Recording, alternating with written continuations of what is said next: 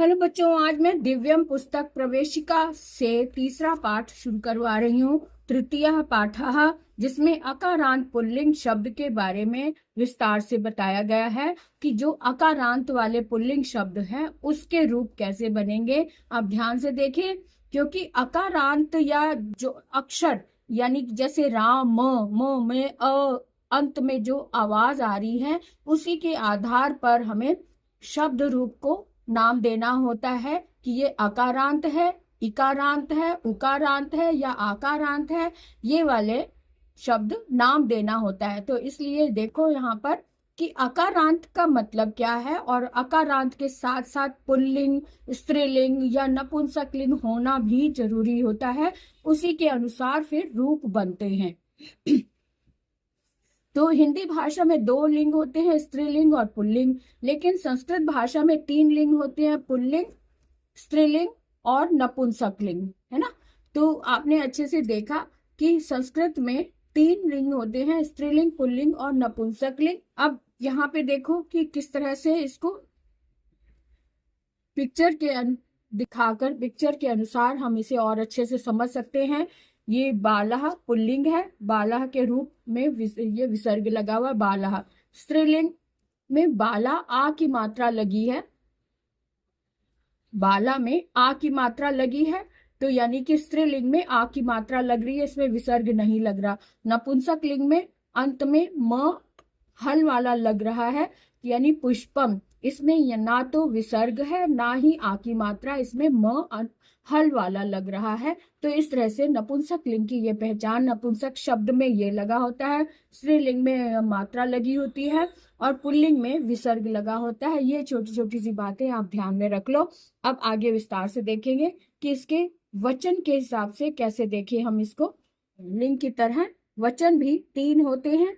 कैसे? एक वचन, द्विवचन और बहुवचन, है ना। तो द्विवचन संस्कृत में ही होता है, हिंदी में एक वचन और बहुवचन होते हैं, लेकिन संस्कृत में 3 वचन है, एक वचन, द्विवचन और बहुवचन। तो कैसे, यहाँ पिक्चर को देखकर हम अच्छे से समझ सकते हैं। पिक्चर में लिखा हुआ है एक वचन यानी बालक, एक बालक है तो इसको हम एक वचन में कह रखेंगे, और द्विवचन में 2 बालक है तो बालकौ, रूप इसका बालका, बालकौ द्विवचन में बालकौ आ रहा है, और द्विवचन है 2 है। और बहुवचन में 3 या फिर 2 से अधिक होगी संख्या, जो उनको हम बहुवचन में रखते हैं। तो बालकाः ये बहुवचन में आ गया, बालकाः जो 3 है या 3 से अधिक है तो वो बहुवचन कहलाएंगे। इस बात का हमने ध्यान रखना है। ये अकारांत पुल्लिंग, अकारांत पुल्लिंग शब्दों के रूप निम्न प्रकार से चलते हैं। जैसे यहाँ पर एक वचन में शब्द जो भी दिया हुआ शब्द के साथ में प्लस विसर्ग आ जाता है पुल्लिंग रूप में। पुल्लिंग रूप में विसर्ग लगता है, जैसे बालक शब्द है और बालक शब्द में हमने विसर्ग लगा दिया तो बालकः बन गया, है ना। और द्विवचन में शब्द बालक है लेकिन इसमें औ की मात्रा लग गई, बड़े औ की, है ना, जिसको हम बड़े औ बोलते हैं। तो बालक में औ लगा तो बालकौ शब्द बन गया, ये द्विवचन हो गया। और बहुवचन में जो शब्द होता है उसमें प्लस आ की मात्रा और साथ में विसर्ग लग जाता है पुल्लिंग शब्द रूप में। तो शब्द है बालक और इसमें आ की मात्रा और विसर्ग लग गया तो शब्द बन गया बालकाः। अच्छे से समझ में आ गया ना, बालकः, बालकौ और बालकाः। इसको और अच्छे से समझ लो, बालकः हमेशा पुल्लिंग में ही आता है, बालकौ पुल्लिंग रूप के द्विवचन में आता है, और बालकाः पुल्लिंग शब्द के बहुवचन में आता है। और ये हम अकारांत की बात कर रहे हैं, अकारांत वाले शब्दों को हम इस तरह से रूप में ढालते हैं। अब आगे देखें, अकारांत पुल्लिंग शब्दों के तीनों वचनों में कुछ उदाहरण अब हम देखेंगे। यहाँ पर किस तरह से पिक्चर सहित हमें बहुत अच्छे से समझ में आ जाएगा कि ये एक वचन में एक घोड़ा है, उसको संस्कृत में अश्व बोलते हैं, अश्व शब्द है, इसमें विसर्ग लगा है अश्वः। 2 अश्व हैं तो 2 अश्व को, अश्व शब्द है उसमें औ की मात्रा लगाई तो अश्वौ हो गया, है ना। और ये 2 से अधिक जो भी होंगे वो बहुवचन में रखे जाएंगे। तो 3 को हमने अश्वा, यहाँ पे 3 की गिनती को मत देखो, दो से अधिक हैं, दो से अधिक 3, 4, 5 जितने भी हो सकते हैं, यानी कि दो से अधिक है तो वो बहुवचन के अंतर्गत आएंगे। और बहुवचन अगर शब्द है तो शब्द को बहुवचन में बदलना है, तो जो मेन शब्द वो लिया, उसमें आ की मात्रा लगाई और विसर्ग लगाया, जैसे कि हमने बालक शब्द में लगाया था। तो अश्वः, अश्वौ, अश्वाह, इस तरह से इसका रूप बना है ना। अश्वः, अश्वौ और अश्वाह, ये रूप अश्व के बने। अब आगे शब्द नया ले लेते हैं, कुक्कुर। ये कुत्ता है, कुक्कुर यानी एक है तो विसर्ग लग गया कुक्कुर शब्द में। दो है तो कुक्कुरऊ बन गया, दो औ की मात्रा लग गई, कुक्कुरऊ हो गया। बहुत सारे हैं तो कुक्कुराह हो गया। मीनह, मीनऊ और मीनाह। हिंदी में हम मछली को स्त्रीलिंग में लेते हैं, लेकिन संस्कृत में मछली को मीनह कहा जाता है या फिर मत्स्य कहा जाता है, दोनों ही शब्दों को पुल्लिंग में रखा जाता है। ये आप ध्यान रखें, इसीलिए इसको पुल्लिंग शब्द के अनुसार इसको बताया गया है, मीनह, मीनऊ, मीनाह।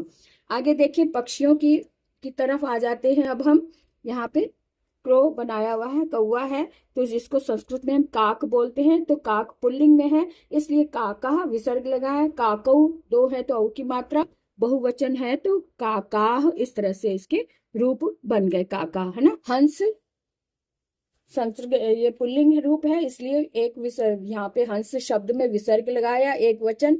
द्विवचन में औ की मात्रा लगाई, हंसऊ, और बहुवचन में हंसाह, आ की मात्रा और विसर्ग लगाया, तो हंसाह, हंसऊ, हंसा हो गया। शुक है, शुक संस्कृत में शुक बोलते हैं तोते को, तो एक वचन में हमने एक वचन में विसर्ग लगाया, शुकाह, द्विवचन में शुकऊ और बहुवचन में शुकाह, है ना। इसी तरह से आगे मोर है, मोर को हमने एक वचन में मयूराह और मयूरऊ और बहुवचन में मयूराह हो। स्थलों को देखेंगे कि एक विद्यालय है तो विद्यालयः, दो विद्यालय हैं तो विद्यालयों, और बहुत सारे विद्यालय हैं तो विद्यालयाः, इस तरह से रूप बनते चले जाएंगे, है ना। इसके बाद देखो ये मंदिर है तो देवालयः एक वचन, दो मंदिर हैं तो देवालयों, और अधिक है, दो से अधिक है तो देवालयाः।